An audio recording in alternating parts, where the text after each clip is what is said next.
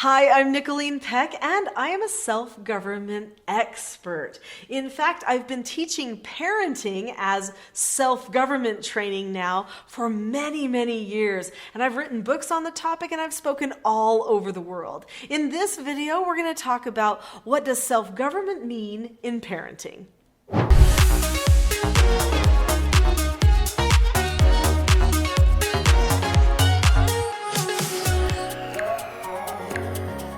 In this video, we'll talk about what self-government doesn't mean, because that's important to understand.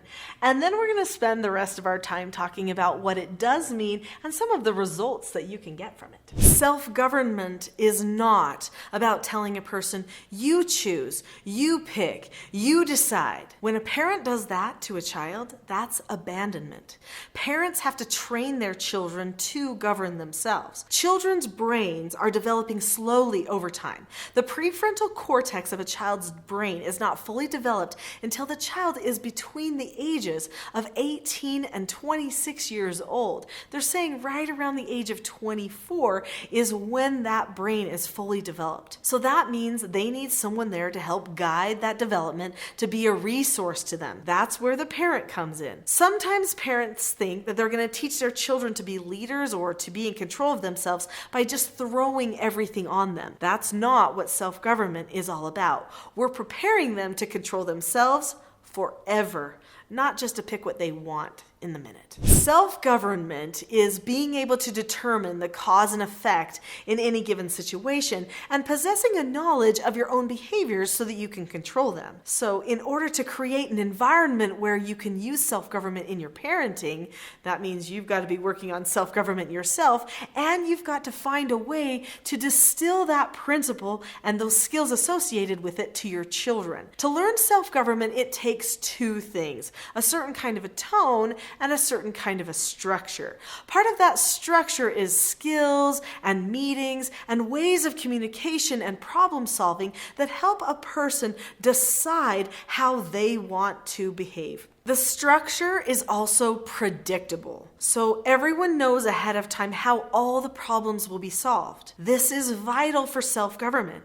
A person can't actually be obedient or self-governing unless they have planned out ahead of time what they are going to do and they follow through. Did you know the very definition of obedient means that a person has to learn the law and then adhere to it? If a parent just expects a child to know how to control themselves without any training, that's very naive. So we're not naive parents, so we train our children, deliberately teaching them what they need to master themselves. Now, the tone element is vital. You can teach a person the skills of self-government, but if the tone is not there, the heart won't change. And self-government really is all about having a change of heart. So what is the tone? The tone is a feeling of calmness, of acceptance, of trust, of love, of mercy, of unity, and bonding and connection, and so much more. When a person is wrapped in this kind of tone, in the middle of their teaching of being corrected,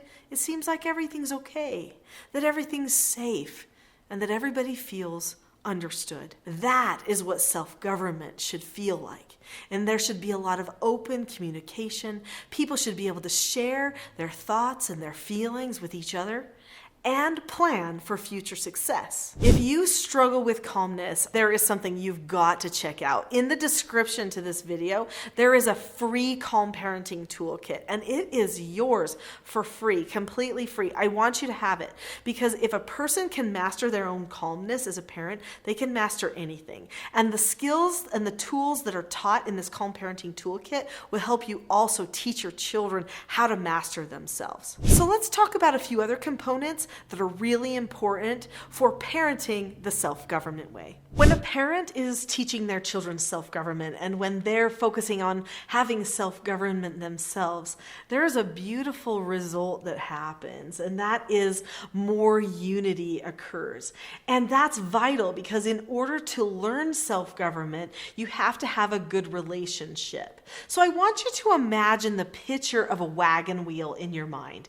The middle of the wheel is the hub of the wheel. It's that strong piece of wood that holds the whole weight of the load. It holds the wheel together in the middle, and that represents your core values that you're teaching your children. Those spokes that go into that hub represent all the things you teach your children, all the skills that you might teach them, or lessons you want them to learn.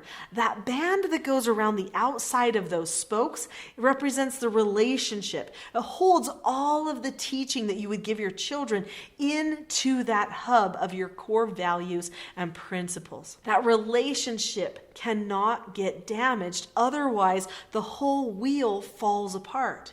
If you took out a section of that relationship band, then soon all the teaching and morals crumble. Your children need to have a good relationship with you if you are going to teach them self-government. So how do you create an environment where you can have this sort of relationship?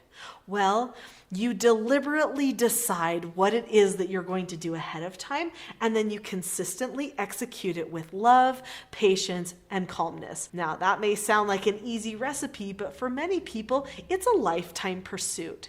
So is self-government in parenting a quick fix? Well, initially, many parents and families experience drastic changes, sometimes within the first day or a couple of days. But habits can be hard to overcome, and sometimes they creep back in there, and so then begins the diligent effort of fine-tuning the self and the family again and again and again.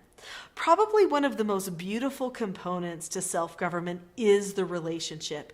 The whole family being bonded together, supporting each other as we all become the best versions of ourselves. My children are best friends with each other and with me, and that's because we've always known how to communicate with each other. When your children know how to communicate and solve problems and don't fight with each other, they become their favorite peers for their lifetime. It actually is possible. And that's one of the greatest results from learning self-government and from parenting in that way. It's a little different because you're not reactive. You don't get emotional. Instead, you stay calm and you do things on purpose.